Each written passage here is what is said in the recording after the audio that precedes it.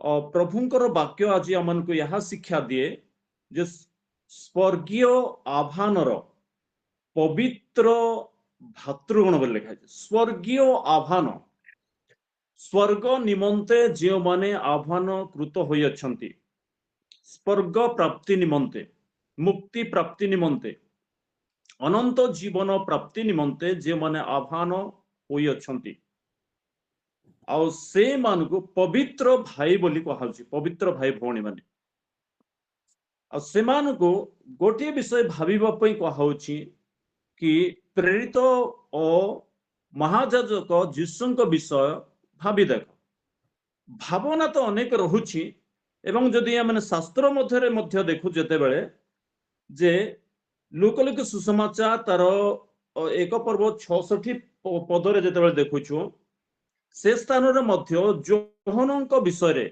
जोहनଙ୍କର जन्म पूर्वरु जो घटनाटी घटी थिला कारण जिखर सेते बेलकु मुक होई रहिथिले कथा कहि पारु नथिले किंतु जिखरियंकर जन्मर परे तांकर प्रतिष्ठा समय तांकर नामकरण समय रे की नाम दिया जीवो लोकंक मध्यरे गोटे भावना आसिला आ से माने भाबी होचंते की नाम देबो तो तांकर बापांक नाम अनुसार तांकर नामकरण करबा को चाहुचंती तो एमती भाबुथिबा समय रे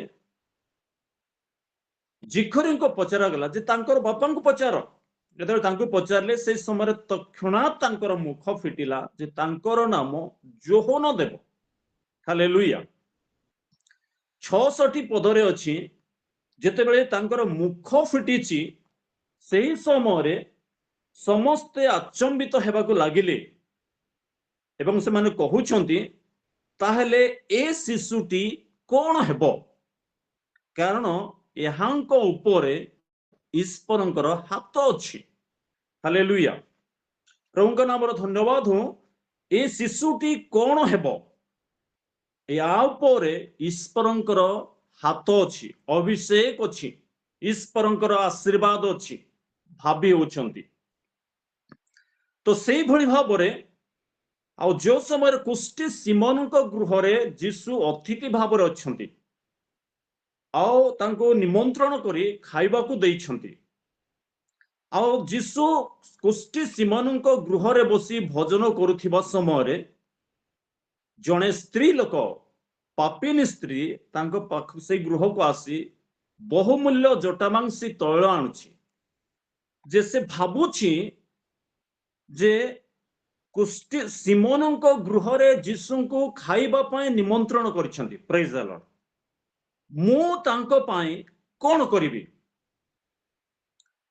से भाबी होछि एवं तार भावनार शेष रे चिंता करछि जे ता पाखरे जो बहुमूल्य जटामांसी तैल थिला आ से तैल नै से निमंत्रित नुहे तेबे मध्य से यीशु को विषय रे भाबुछि जे मु कोन करिवि से सहर को आछंती कुष्टी सिमोनक गृह रे अछंती भोजन रे बसछंती तांको भोजन पय निमंत्रण करा दैछि किंतु मु कोन करिवि भाबी होछंती एवं शेष रे गोटे निष्पत्ति रे से पहुंचुछंती जे हमर जो बहुमूल्य जटामांसी तैल मो पाखर अछि मु या नै यीशु को मस्तक ऊपर ढाळि। हालेलुया एवं अवशेष रे से स्त्री लोक यीशु को मस्तक ऊपर से तैल ढाळिले शिष्य माने मना करिसंती किंतु यीशु कहले स्त्री लोक को कष्ट दियो नाही कारण से मो प्रति उत्तम काम करछि। प्रेज द लॉर्ड हालेलुया जे ए प्रकार तार चिंताधारा थिला आ से चिंताधारा को ईश्वर प्रशंसा कले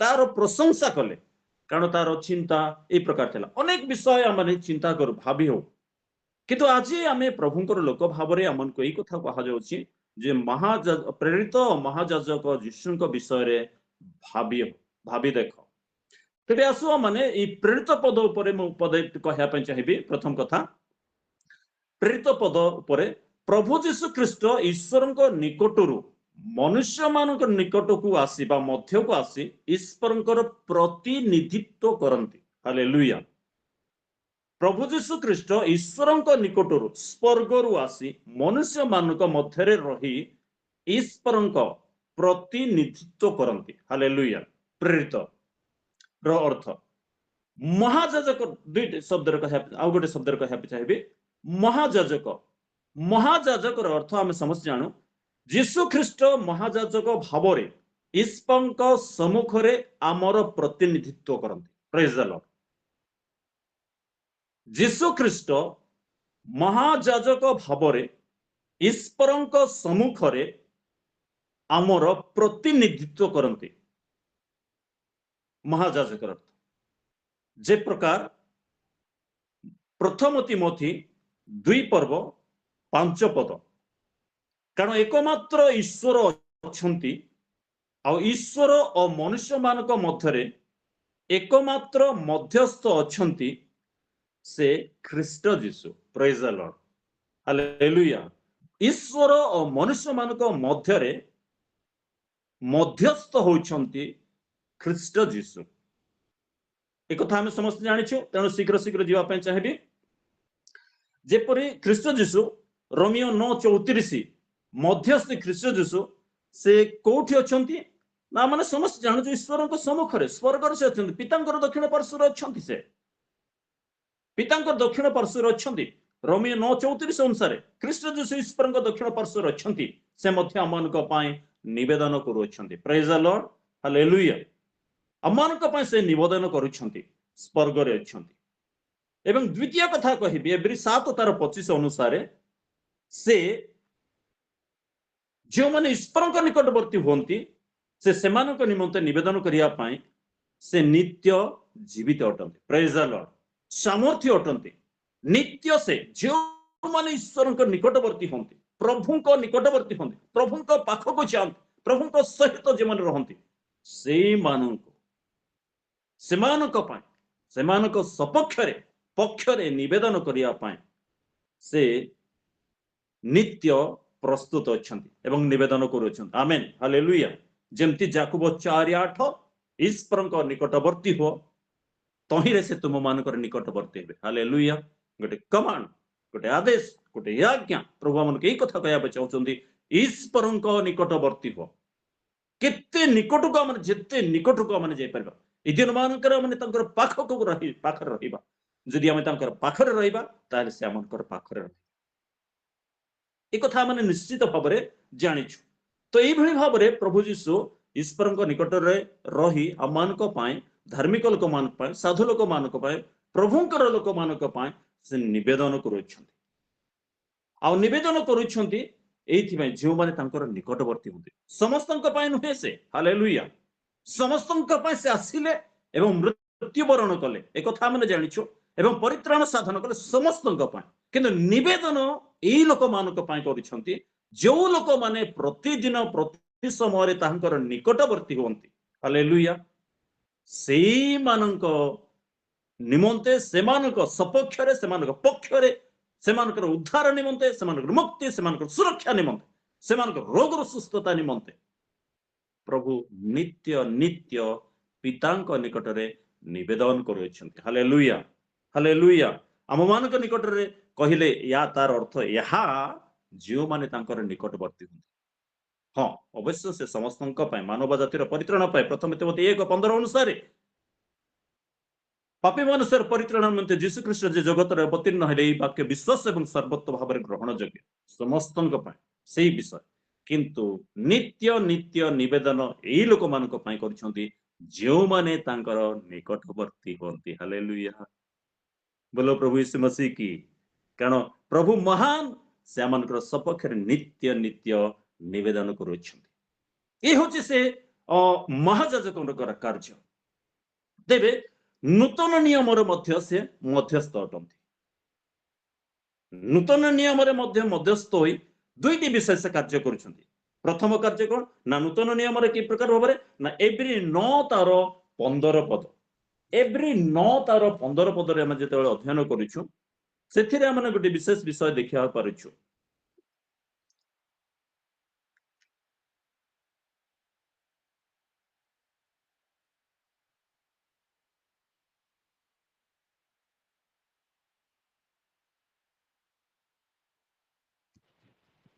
आउ एही कारणରୁ से नूतन नियमर मध्यस्थ होई अछंती जेपरि प्रथम नियम कालीन अपराध ମାର୍ଜନାର୍ଥେ ମୃତ୍ୟୁ ଭୋଗ କରିଯାଇଥିବାରୁ ହଁ, ଈଶ୍ୱରଙ୍କ ଆହୁତ ଲୋକମାନେ ଅନନ୍ତ ଅଧିକାର ସମ୍ବନ୍ଧୀୟ ପ୍ରତିଜ୍ଞାର ଫଳପ୍ରାପ୍ତ ହୁଅନ୍ତି। ପ୍ରେଜ୍ ଦ ଲର୍ଡ। ସେ ଏଥିପାଇଁ ମଧ୍ୟ ନୂତନ ନିୟମର ମଧ୍ୟସ୍ଥତା କରନ୍ତି, ଯେପରିକି ପ୍ରଥମ ନିୟମ କାଳୀନ ଅପରାଧ ମାର୍ଜନାର୍ଥେ ମୃତ୍ୟୁ ଭୋଗ କରିଯାଇଥିବାରୁ ମୃତ୍ୟୁ ଭୋଗ ଯେମିତି ଲେଖା ହେଇଛି ପ୍ରଥମ ନିୟମ ଯଦି ଆମେ କହିବା ଯେ ଅପରାଧ, ପ୍ରଥମ ନିୟମର ଯୋଉ ଅପରାଧ ମାର୍ଜନାର୍ଥେ ଯଦି ଆମେ କହିବା, ତାହେଲେ ସେଟା ଆମକୁ ଆଦି ପୁସ୍ତକକୁ ଯିବାକୁ ପଡେ, ଯୋଉଠି ଆଦମ ହବା ପ୍ରଥମ ନିୟମ ଲଙ୍ଘନ କଲେ, ଅପରାଧ କଲେ, ଏବଂ ସେଇ ଅପରାଧରୁ ମୁକ୍ତ କରିବା ପାଇଁ ସେ ମୃତ୍ୟୁ ଭୋଗ କଲେ। ସେଇଟା ସେ ପ୍ରଥମ ନିୟମ ବିଷୟରେ, ଅପରାଧ ବିଷୟରେ କରିଥିବାରୁ ଆମେ ଜାଣିଛୁ ଯେ ଆଦି ପୁସ୍ତକ 2 ପର୍ବ ତାର 17 ପଦ ଅନୁସାରେ ପ୍ରଭୁ ଯୀଶୁ ଆଦମ ଏବଂ ହବାଙ୍କୁ କହିଥିଲେ, ଯୋଉ ଦିନ ସେଇ ବୃକ୍ଷର ଫଳ ଖାଇବ ସେ ନିତାନ୍ତ ମରିବ। ସେଇ ଅପରାଧ ନିମନ୍ତେ ସେ ମୃତ୍ୟୁ ଭୋଗ କଲେ। କିନ୍ତୁ ତାର ପରବର୍ତ୍ତୀ ସମୟରେ କଣ କରିବା ପାଇଁ ସେ ଚାହୁଁଛନ୍ତି ନା ମୃତ୍ୟୁ ଭୋଗ କରି ଯାଇଥିବାରୁ ଆହୁତ ଲୋକମାନେ ଅନନ୍ତ ଅଧିକାର ସମ୍ବନ୍ଧୀୟ ପ୍ରତିଜ୍ଞାର ଫଳ ପ୍ରାପ୍ତ ହୁଅନ୍ତି। ଏଥିପାଇଁ ସେ ଦୁଇଟା କାମ କରିଛନ୍ତି। କଣ କରିଛନ୍ତି ନା ଅଧିକାର ସମ୍ବନ୍ଧୀୟର ମାନେ ଫଳ ପାଇଁ ଆହୁତ, ପ୍ରେଜ୍ ଦ ଲର୍ଡ, ସ୍ୱର୍ଗୀୟ ଆହ୍ୱାନର ଆହୁତ ପବିତ୍ର ଭାତୃଗଣ ପ୍ରତିଜ୍ଞାର ଈଶ୍ୱରଙ୍କର ସମସ୍ତ ପ୍ରତିଜ୍ଞାର ଫଳ ପ୍ରାପ୍ତି ନିମନ୍ତେ ସେ ମୃତ୍ୟୁ ଭୋଗ କରି ନୂତନ ନିୟମର ମଧ୍ୟସ୍ଥିତ କରନ୍ତି। ପ୍ରଥମ। ଦ୍ୱିତୀୟ କଥା ଯେ ଖ୍ରୀଷ୍ଟ ଯୀଶୁଙ୍କ ରକ୍ତ ଦ୍ୱାରା ଜୀବିତ ଈଶ୍ୱରଙ୍କ ସେବା କରିବା ନିମନ୍ତେ ମୃତ କର୍ମରୁ ଆମ୍ଭମାନଙ୍କ ବିବେକକୁ ଶୁଦ୍ଧ କରିବାକୁ ଯୀଶୁ ନୂତନ ନିୟମର ମଧ୍ୟସ୍ଥ ଅଟନ୍ତି। ପ୍ରେଜ୍ ଦ ଲର୍ଡ। ପ୍ରଭୁ ଯୀଶୁଙ୍କର ସେବା କରିବା ପାଇଁ, ଯୀଶୁଙ୍କ ସେବା କରିବା, ଗୌରବ କରିବା, ଈଶ୍ୱରଙ୍କର ମହିମା କରିବା ପାଇଁ, ତାଙ୍କର ନାମକୁ ଉଚ୍ଚୀକୃତ କରିବା ପାଇଁ, ମୃତ କର୍ମରୁ ଆମଙ୍କ ଜୀବନକୁ ପରିବର୍ତ୍ତିତ କରିବା ପାଇଁ ତାଙ୍କ ରକ୍ତ ଦ୍ୱାରା ଆମକୁ ପରିଷ୍କୃତ କରିଛନ୍ତି, ଯେପରି ମାନେ ଶୁଦ୍ଧ ହୋଇ ନୂତନ ନିୟମର ମଧ୍ୟ ମଧ୍ୟସ୍ଥିତ କରିଅଛନ୍ତି। Hallelujah, hallelujah. ଯୀଶୁଙ୍କ ସେବା କରିବା ପାଇଁ ପ୍ରଥମ କଥା ପବିତ୍ର ଭାତୃଗଣ ଯେଉଁମାନେ କି ସ୍ୱର୍ଗୀୟ ଆହ୍ୱାନର ପଣ ପାଇବେ, ଏଥିପାଇଁ ସେ ନୂତନ ନିୟମର ମଧ୍ୟସ୍ଥିତ କରନ୍ତି। ଦ୍ୱିତୀୟ କଥା ଯେ ପବିତ୍ର ଯୀଶୁଙ୍କର ବା ଈଶ୍ୱରଙ୍କର ସେବା କରିବା ପାଇଁ ଆମମାନଙ୍କର ବିବେକକୁ ତାଙ୍କ ରକ୍ତ ଦ୍ୱାରା ପରିଷ୍କୃତ କରନ୍ତି। ଏଥିପାଇଁ ସେ ନୂତନ ନିୟମର ମଧ୍ୟସ୍ଥିତା କରନ୍ତି। ପ୍ରେଜ୍ ଦ ଲର୍ଡ। ତେବେ ସେଇ ଯୀଶୁଙ୍କ ବିଷୟରେ ଯୋଉ ଯୀଶୁ ମଧ୍ୟସ୍ଥିତା କରନ୍ତି ତାହାଙ୍କ ବିଷୟରେ ଆମମାନଙ୍କୁ ଭାବିବାକୁ ପଡିବ। କେମିତି ନା ଯୀଶୁଙ୍କ ବିଷୟରେ ଭାବିବାକୁ ହେଲେ ଚାରି ଗୋଟିଏ ସୁସମାଚାରକୁ ମାନେ ଭଲରେ ପଢିବାକୁ ପଡିବ। ପ୍ରେଜ୍ ଦ ଲର୍ଡ। କାରଣ ସୁସମାଚାର, ଏଇ ଚାରୋଟି ସୁସମାଚାରରେ ଯୀଶୁ ଯାହା ସବୁ କରିଅଛନ୍ତି, ଯାହା ସବୁ କହିଅଛନ୍ତି, କେଉଁ ସ୍ଥାନକୁ ଯାଇଥିଲେ, କେଉଁମାନଙ୍କୁ ସେ ଭେଟୁଥିଲେ, ଇତ୍ୟାଦି ଇତ୍ୟାଦି ବିଷୟ ଜାଣିବାକୁ ହେଲେ ଚାରୋଟି ସୁସମାଚାର ସମ୍ପୂର୍ଣ୍ଣ ଭାବରେ ଆମମାନଙ୍କୁ ଭଲରେ ପଢିବାକୁ ହେବ। ପ୍ରେଜ୍ ଦ ଲର୍ଡ। ପ୍ରଭୁ ଆମ ସମସ୍ତଙ୍କୁ ଆଶୀର୍ବାଦ କରନ୍ତୁ, କାରଣ ଯୀଶୁଙ୍କ ବିଷୟ ଭାବିବାର ସମୟ ଆସିଛି। ହାଲେଲୁୟା। ସବୁ ବିଷୟରେ ସମୟ ଅଛି। ସମସ୍ତ ବିଷୟରେ ଆମେ ଭାବୁଛୁ ନିଜର ପରିବାର ପାଇଁ, ନିଜର ଭବିଷ୍ୟତ ପାଇଁ, ବିଭିନ୍ନ କଥା ନିଜର କାର୍ଯ୍ୟକ୍ଷେତ୍ରରେ, ଏବଂ ଆମେ ଅନେକ କଥା ମାନେ ଭାବୁଛୁ। ଭାବୁ ଆଜି ଆମମାନଙ୍କ ମଧ୍ୟରେ ଗୋଟେ ଚିନ୍ତା ରହୁ, ଯୀଶୁଙ୍କ ବିଷୟ ମାନେ ଭାବିବା, ଅଧିକ ଭାବିବା, ତାଙ୍କ ବିଷୟରେ ଭାବିବା, ତାଙ୍କ ବିଷୟରେ କଥାବାର୍ତ୍ତା କରୁଥିବା। ହଁ, ପ୍ରାତଃକାଳୀନ ସଭାରେ ଏହା ହିଁ ହେଉଛି। ପ୍ରେଜ୍ ଦ ଲର୍ଡ।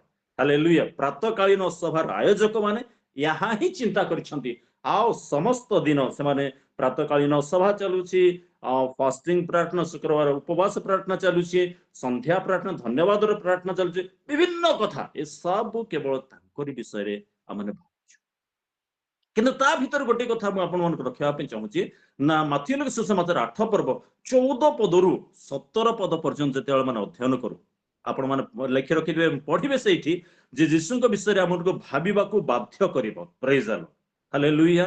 କାରଣ ଯୀଶୁ ଖ୍ରୀଷ୍ଟ ଯେତେବେଳେ ପିତରଙ୍କ ଗୃହକୁ ଆସିଲେ, ସେଇ ସମୟରେ ଶତ ସେନାପତି କଫରନାହୁମର କଥା, କଫରନାହୁମରେ ଥିବା ସମୟରେ सत सेनापति दास को से सुस्थ कले वाक्य पठाई तांको सुस्थ कले एवं सेठु से जेतले बाहर आसन पितरंक गृह को आसिले एवं पितरंक गृह रे तांकर सासु पीड़ित अवस्था रे पड़िथिबा समय तांको छुईले एवं तांकर सासु को स्पर्श करी तांको सुस्थता देले ज्वर छाड़ी गला एवं से तांकर सेवा करबा को लागिले संध्या हेबा बेले संध्या हेबा समय परे संध्या परे सूर्य अस्त परे से स्थान रु अनेक अनेक भूतग्रस्त लोकों को ताहांक निकट को आनिले प्रेज द लॉर्ड अनेक अनेक भूतग्रस्त लोकों को ताहांक निकट को आनिले सेथिरे से कथा मात्र के प्रेज द लॉर्ड कथा मात्र के तांकर महाशक्ति द्वारा सब भूत गुड़ा को छड़ाइले हालेलुया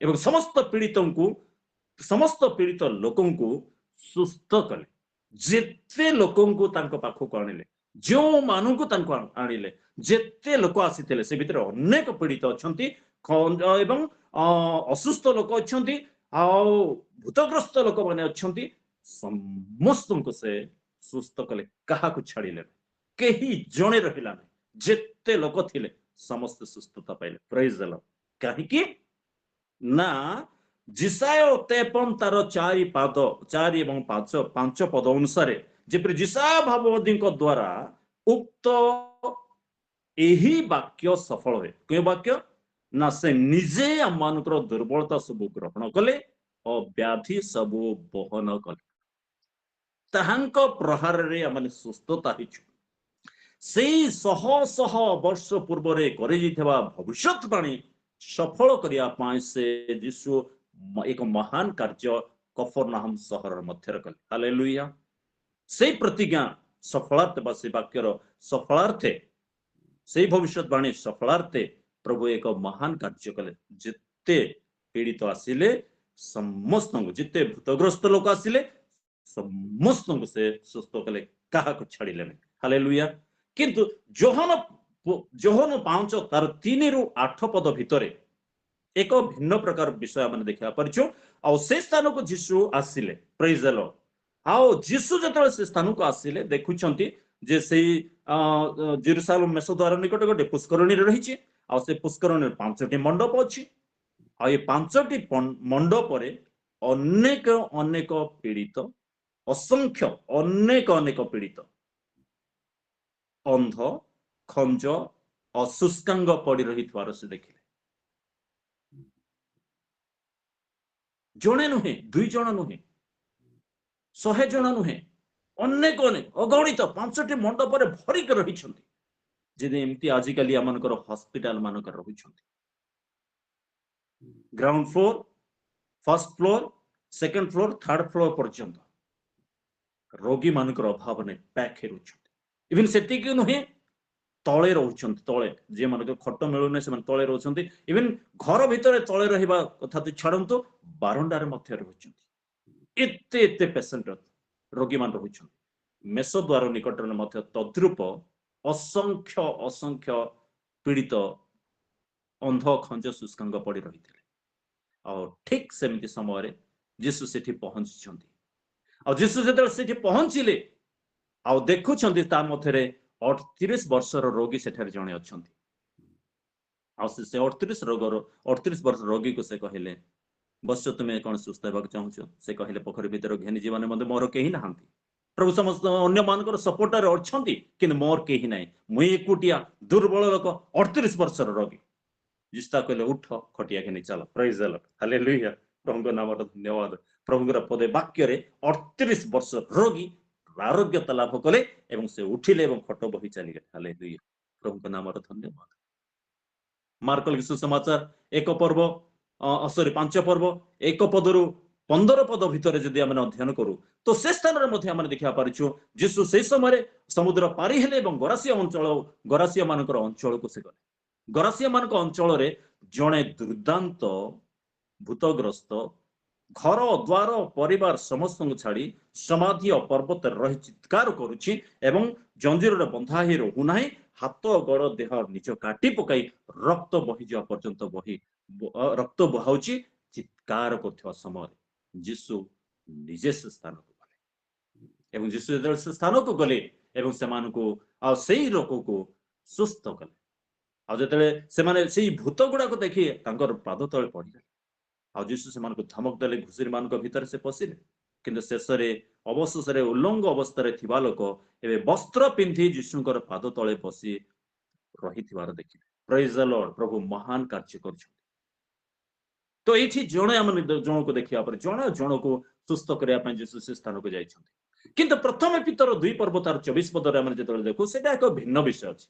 ସେଇଠି କଣ ହେଇଛି ନା ଆମେମାନେ ଯେପରି ପାପ ପ୍ରତି ମୃତ ହୋଇ ଧାର୍ମିକତା ନିମନ୍ତେ ଜୀବନ ଯାପନ କରିପାରୁ, ଏଥି ନିମନ୍ତେ ସେ ଆପେ କୃଷ ଉପରେ ନିଜ ଶରୀରରେ ଆମମାନଙ୍କର ସମସ୍ତ ପାପ ବହନ କଲେ। ଆମେମାନେ ଯେପରି ଧାର୍ମିକତା ନିମନ୍ତେ ଜୀବନ ଯାପନ କରିପାରୁ, ଏଥି ନିମନ୍ତେ ସେ ଆପେ କୃଷ ଉପରେ ନିଜ ଶରୀର ଆମମାନଙ୍କର ଜୀବନ ଦେଲେ, ଆଉ ତାହାଙ୍କ ପ୍ରହାରରେ ଆମେ ସୁସ୍ଥ ହେଇଛୁ। ଏହା ଏକ ଭିନ୍ନ ବିଷୟ ଅଟେ। କେମିତି ନା ଏହା ହେଉଛି ସେଇ ଈଶ୍ୱରଙ୍କର ପ୍ରତିଜ୍ଞା ଅନୁସାରେ, ଯେମିତି ଯିଶା ଭବିଷ୍ୟତ ବକ୍ତାଙ୍କ ଦ୍ୱାରା। କିନ୍ତୁ ଏଇ ବିଷୟକୁ ଯେତେବେଳେ ଆମେ ଜାଣିବାକୁ ପାରୁଛୁ ଯେ ଏଟା କେମିତି ହୁଏ ନା କେବେ କେବେ ଆମେ ଆପଣାର ଅପରାଧ ପାଇଁ, ଆପଣାର ଦୁର୍ବଳତା ପାଇଁ, ଆପଣାର ଅଜ୍ଞାନତା ପାଇଁ ଏବଂ ଆପଣା ଈଶ୍ୱରଙ୍କ ବାକ୍ୟର ଅବାଧ୍ୟ ହେବା, ଅମନୋଯୋଗୀ ହେବା ଦ୍ୱାରା ମଧ୍ୟ, ପାପ କରିବା ଦ୍ୱାରା ମଧ୍ୟ ଆମେ କେବେ କେବେ ରୋଗ ଭୋଗ କରିଥାଉ। ଆଉ ସେଇ ରୋଗ ଯେମିତି ତାଙ୍କର ଆଜ୍ଞା ଲଙ୍ଘନ ଦ୍ୱାରା, ଅଧିକାରକୁ ପ୍ରତିରୋଧ କରିବା ଦ୍ୱାରା ଏବଂ ରୋଗ ଗୁଡାକ ଆସିଥାଏ।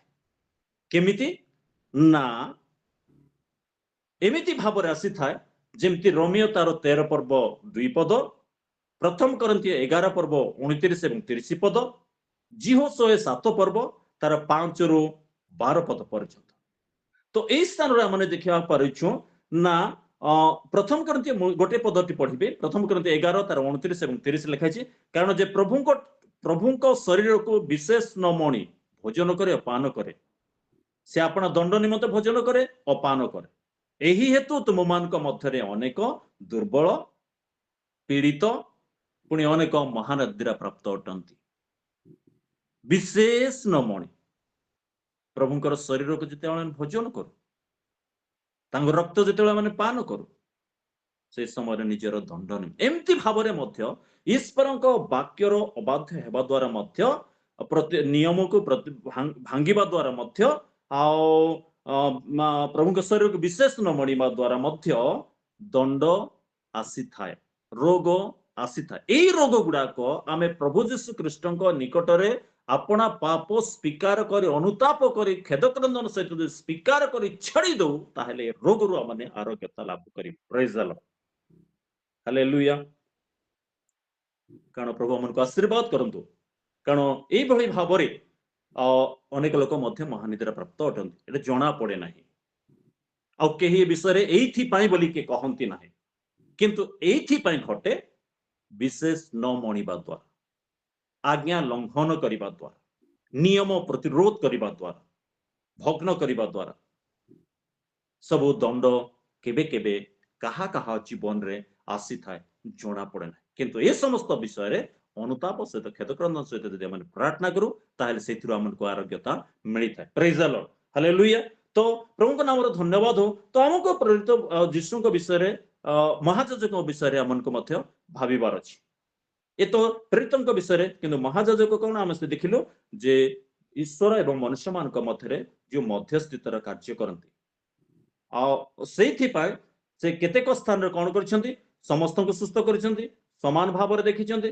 ଏକ ପ୍ରକାର ଶୈଳୀରେ ସେ କାର୍ଯ୍ୟ ଗୁଡାକ କରିନାହାନ୍ତି, ବିଭିନ୍ନ ପ୍ରକାର ଶୈଳୀରେ ସେ କାର୍ଯ୍ୟ କରିଛନ୍ତି। ଯେମିତି ତା ମଧ୍ୟରେ ମୁଁ ଆପଣମାନଙ୍କୁ କହିବାକୁ ଚାହିଁବି, ଯୀଶୁଙ୍କର କାର୍ଯ୍ୟ ଗୁଡାକ ଯେତେ ତାଙ୍କର ଏଇ 4ଟି ସୁସମାଚାରରେ ଲେଖା ଅଛି, ସେ ସମସ୍ତ ବିଷୟରେ ତାଙ୍କର କାର୍ଯ୍ୟ କରିବାର ଶୈଳୀ ଏକ ପ୍ରକାର ନଥିଲା, ତାଙ୍କ କଥା କହିବାର ଶୈଳୀ ଏକ ପ୍ରକାର ନଥିଲା, ଆଉ ବିଭିନ୍ନ ମାଧ୍ୟମରେ ବିଭିନ୍ନ ପ୍ରକାର ଭାବରେ ସେ ତାଙ୍କର ଗୌରବ, ପିତାଙ୍କର ଗୌରବ ସେ କରୁଥିଲେ ଏବଂ କାର୍ଯ୍ୟ କରୁଥିଲେ। ଯେମିତି ମୁଁ ଗୋଟେ ଉଦାହରଣ ଆପଣଙ୍କୁ କହିବାକୁ ଚାହିଁବି ଯେ ଜୋହର ଲେଖିତ ସୁସମାଚାର 12 ତାର 20 ଏବଂ 20 ଏବଂ 26 ଦୁଇଟି ପଦରେ ଯେତେବେଳେ ଦେଖୁଛୁ, ତ ସେଇ ସମୟରେ ଉପାସନାର ସମୟରେ କେତେକ ଗ୍ରୀକ ଲୋକମାନେ ମଧ୍ୟ ପର୍ବ ସମୟରେ ଆସି ଉପାସନା କରୁଥିଲେ। କିନ୍ତୁ ସେଇ ସମୟରେ ଫିଲିପଙ୍କୁ ସେମାନେ କହିଲେ, ଗ୍ରୀକ ଲୋକମାନେ କହିଲେ ଯେ ଆମେ ମସିହଙ୍କୁ ବା ଖ୍ରୀଷ୍ଟ ଯୀଶୁଙ୍କୁ ସାକ୍ଷାତ କରିବା ପାଇଁ ଚାହୁଁଛୁ, ଇଚ୍ଛା କରୁଛୁ, ତାଙ୍କୁ ଦର୍ଶନ କରିବା ପାଇଁ ଚାହୁଁଛୁ। ଫିଲିପ ଯାଇ ଆନ୍ଦ୍ରିୟକୁ କହିଲେ। ଫିଲିପ ଆଉ ଆନ୍ଦ୍ରିୟ 2 ଜଣ ଯେ ଯୀଶୁଙ୍କୁ କହିଲେ ପ୍ରଭୁ ଏଇ ଲୋକମାନେ ତୁମକୁ ଦର୍ଶନ କରିବା ପାଇଁ ଚାହୁଁଛନ୍ତି। କିନ୍ତୁ ଯୀଶୁ ସେମାନଙ୍କୁ କଣ କହିଲେ? ଯୋଉ ପ୍ରକାର ଭାବରେ କଥା କହିଲେ ସେଟା ବଡ ବିଚିତ୍ର କଥା, କାରଣ ସେଟା କୌଣସି ତାର ସାମଞ୍ଜସ୍ୟ ନାହିଁ। ସେ କଣ କହିଲେ ନା 23 ପଦରେ କହୁଛନ୍ତି ଯୀଶୁ ମହିମାନ୍ବିତ ହେବାର ସମୟ ଉପସ୍ଥିତ, ଏଇ କଥା କହିଲେ। ଏବଂ ଦ୍ୱିତୀୟ କଥା କହୁଛନ୍ତି ଗହମ ବୀଜ ମୃତ୍ତିକାରେ ପଡି ନ ମଲେ, ଗୋଟିଏ ରହେ କିନ୍ତୁ ଯେତେବେଳେ ମରେ ସେ ବହୁତ ଫଳ ଆଣେ। ଯୀଶୁଙ୍କୁ ଦର୍ଶନ କରିବା ଏବଂ ଏ ମୃତ୍ୟୁ ଆଉ ମହିମାନ୍ବିତ ହେବା ବିଷୟ ଗହମ ବୀଜ ବିଷୟରେ କଣ ସାମଞ୍ଜସ୍ୟ ଅଛି? ତେବେ ମଧ୍ୟ ସେ କଥା ସେ କହିଲେ। କାହିଁକି କହିଲେ? ଯୀଶୁ କାହିଁକି ଏଭଳି ଉତ୍ତର ଦେଲେ? ନା ଯୀଶୁ ଏଭଳି ଉତ୍ତର ଦେବାର ଗୋଟେ ବିଶେଷ କାରଣ ଅଛି। କାରଣ ଯୋହାନ ସୁସମାଚାର 5 ପର୍ବ ତାର 17 ପଦରେ ଲେଖା ଅଛି ନା ଏଟା ହଉଛି ବିଶ୍ରାମ ବାରର ଘଟଣା। ନା ଯୀଶୁ ଯେତେବେଳେ ଗୋଟେ ଅଦ୍ଭୁତ କାର୍ଯ୍ୟ କରୁଛନ୍ତି, ସେ କଣ କହୁଛନ୍ତି ନା 19:5-17-19 ଆଉ 30 ପଦ ଯେତେବେଳେ ଦେଖିବୁ ସେ ସ୍ଥାନରେ ଲେଖା ହେଇଛି, କଣ ଲେଖା ହେଇଛି ନା ଯୀଶୁ ନିଜେ ନିଜେ ଆଉ ସେ ନିଜର ଇଚ୍ଛା ଅନୁସାରେ କାର୍ଯ୍ୟ କରୁନଥିଲେ। କେମିତି କାମ କରୁଥିଲେ ନା ପଢିବା ପାଇଁ ମୁଁ ଚାହିଁବି ଆପଣ କେ ଯଦି ପଢି ଦିଅନ୍ତୁ 5 ତାର 17 ଏବଂ 19 ଏବଂ 30 ତିନୋଟି ପଦ। ମାତ୍ର ଯୀଶୁ ସେମାନଙ୍କୁ ଉତ୍ତର ଦେଲେ, ମୋହର ପିତା ଏ ପର୍ଯ୍ୟନ୍ତ କାର୍ଯ୍ୟ କରୁଅଛନ୍ତି ଆଉ ମୁଁ ମଧ୍ୟ କରୁଅଛି। ପ୍ରେଜ ଦ ଲର୍ଡ। କଣ କହିଲେ ନା ମୋର ପିତା, ସେମାନେ ପଚାରନ୍ତି ବିଶ୍ରାମ ଯେତେବେଳେ ଏଇ ଅଦ୍ଭୁତ ଘଟଣାଟି କାର୍ଯ୍ୟ କରୁଛନ୍ତି ସେତେବେଳେ ପଚାରିଲେ କୋଉ ଅଧିକାର ତୁମେ କାମ କରୁଛ? ବିଶ୍ରାମ ବାର, କାହିଁକି ବିଶ୍ରାମ ବାର ଲଙ୍ଘନ କରୁଛ? ସେତେବେଳେ କହୁଛନ୍ତି କାରଣ ମୁଁ ଏଥିପାଇଁ କାମ କରୁଛି ନା ମୋର ପିତା ଏପର୍ଯ୍ୟନ୍ତ କାମ କରୁଛନ୍ତି ମୁଁ କରୁଛି। ପ୍ରେଜ ଦ ଲର୍ଡ। ତେଣୁ 19 ଯୀଶୁ ପଦ ସେମାନଙ୍କୁ ଉତ୍ତର ଦେଲେ, ସତ୍ୟ ସତ୍ୟ ମୁଁ ତୁମ୍ଭମାନଙ୍କୁ କହୁଅଛି, ପୁତ୍ର ପିତାଙ୍କୁ ଯାହା କରୁଥିବା ଦେଖନ୍ତି ତାହା ଛଡା ସେ ନିଜେ କିଛି ହିଁ କରିପାରନ୍ତି ନାହିଁ। ପ୍ରେଜ ଦ କାରଣ ଲର୍ଡ। ସେ ସେ କହୁଛନ୍ତି ଦ୍ୱିତୀୟ ଯାହା କଥା ଯାହା କଣ କରନ୍ତି କହୁଛନ୍ତି ପୁତ୍ର ମଧ୍ୟ ସେ ସବୁ ନା ପ୍ରକାର ପୁତ୍ର କରନ୍ତି। ଏହା କରନ୍ତି, ପିତା ଯାହା ଯାହା କରନ୍ତି ପୁତ୍ର ତାହା କରନ୍ତି, ନିଜର ସେ କିଛି କରନ୍ତି ନାହିଁ। ଏବଂ 30 ପଦ 30 ଆଜ୍ଞା। ହଁ ମୁଁ ନିଜେ କିଛି କରିପାରେ ନାହିଁ, ମୁଁ ଯେପରି ଶୁଣେ ସେହିପରି ବିଚାର କରେ, ଆଉ ମୋହର ବିଚାର ଯଥାର୍ଥ, କାରଣ ମୁଁ ଆପଣାର ଇଚ୍ଛା ସାଧନ କରିବାକୁ ଚେଷ୍ଟା ନ କରି ମୋହର ପ୍ରେରଣକର୍ତ୍ତାଙ୍କର ଇଚ୍ଛା ସାଧନ କରିବାକୁ ଚେଷ୍ଟା କରେ। ପ୍ରେଜ ଦ ଲର୍ଡ। ପ୍ରଭୁ ଆମକୁ ସମସ୍ତଙ୍କୁ ଆଶୀର୍ବାଦ କରନ୍ତୁ। ଯୀଶୁ ଏଇ କଥା କହୁଛନ୍ତି ମୋର ପିତା ଏପର୍ଯ୍ୟନ୍ତ କାମ କରୁଛି ମୁଁ କରୁଛି, ମୁଁ ମୋର ନିଜରୁ କିଛି କରେ ନାହିଁ, ମୁଁ ଯାହା ଶୁଣେ ତାହା କରେ, ସେ ଯାହା କହନ୍ତି ତାହା ହିଁ କରେ। ପ୍ରେଜ ଦ ଲର୍ଡ। ଆଜିର ଆମକୁ ଶିକ୍ଷଣ ବିଷୟ ଏତିକି ରହୁ ଯେ ଆମେ ପ୍ରାତଃକାଳୀନ ସଭାରେ ଯେତେ ଆମେ ଉପସ୍ଥିତ ହୋଇଛୁ ଆଜି ଆମେ ଏଇ କଥାକୁ ଚିନ୍ତା କରିବା, ତାଙ୍କର ଯୀଶୁଙ୍କ ବିଷୟରେ ଆମକୁ ଭାବିବା ନା ସେ ନିଜେ କିଛି କରୁନଥିଲେ, ପିତା କରି କେତେ କାମ କରୁଛନ୍ତି ସେ ନିଜେ କାମ କରୁଥିଲେ, ପିତା କରୁଛନ୍ତି ବୋଲି ପିତା ଯାହା କହୁଥିଲେ ତାହା କରୁଥିଲେ, ନିଜରୁ କିଛି ଯାହା ଶୁଣୁଥିଲେ ତାହା ହିଁ କରୁଥିଲେ। ପ୍ରେଜ ଦ ଲର୍ଡ। ତେବେ ଏବେ ଆମେ ସମ୍ପୂର୍ଣ୍ଣ ଈଶ୍ୱରଙ୍କ ଏଇ ଯେତେ ଗୁଡିଏ ବାକ୍ୟ ଆମେ ଶୁଣିଛୁ, କାର୍ଯ୍ୟ ଗୁଡାକ ପ୍ରଭୁଙ୍କର ଦେଖିଛୁ, ଏସବୁ ସେ ନିଜର ଇଚ୍ଛାରେ କରିନାହାନ୍ତି, ପିତା ଯାହା ଯାହା କରିବାକୁ କହିଲେ ତାହା କଲେ। ମାଥିଉ ଲୋକ ସୁସମାଚାର ଆମେ ଟିକେ ଆଗକୁ ଯିବା, ମାଥିଉ ଲୋକ ସୁସମାଚାର 8 ପର୍ବରେ ଆମେ ଯେତେବେଳେ ଦେଖୁଛୁ ସେଇ ସମୟରେ ଯେତେ ଲୋକ ସେ ସ୍ଥାନକୁ ଆସିଲେ, କଫରନହମକୁ ଆସିଲେ, ପିତରଙ୍କୁ ସୁସ୍ଥ କରିବା ପରେ ସେ ସନ୍ଧ୍ୟା ସମୟରେ ସମସ୍ତଙ୍କୁ ସେ ସବୁ ପ୍ରକାର ଭୂତଗ୍ରସ୍ତ ଲୋକମାନଙ୍କୁ ଭୂତ ଛଡାଇଲେ ଏବଂ ସମସ୍ତ ପୀଡ଼ିତ ମାନଙ୍କୁ ସୁସ୍ଥ କଲେ। ତା ମାନେ ପ୍ରଭୁ ଯୀଶୁ ସେମାନଙ୍କୁ ସୁସ୍ଥ, ପିତା ଈଶ୍ୱର ସେମାନଙ୍କୁ ଆଜ୍ଞା କରୁ ପ୍ରଭୁଙ୍କୁ, ଆଉ ପ୍ରଭୁ ତାଙ୍କଠାରୁ ଯାହା ଶୁଣିଲେ ସେ ସମସ୍ତଙ୍କୁ ସେ ସୁସ୍ଥ କଲେ। ଏବଂ ଯୋହାନ ଲିଖିତ ସୁସମାଚାର 5 ପର୍ବକୁ ଆସୁ, ସେଇଠି ସେ ମେଷଦ୍ୱାର ନିକଟରେ ଜଣେ 38 ବର୍ଷର ରୋଗୀ ଅଛନ୍ତି, ପିତା ଯାହାକୁ ସୁସ୍ଥ କରିବାକୁ କହିଲେ ତାହାକୁ ସେ ସୁସ୍ଥ କଲେ। ହାଲେଲୁୟା।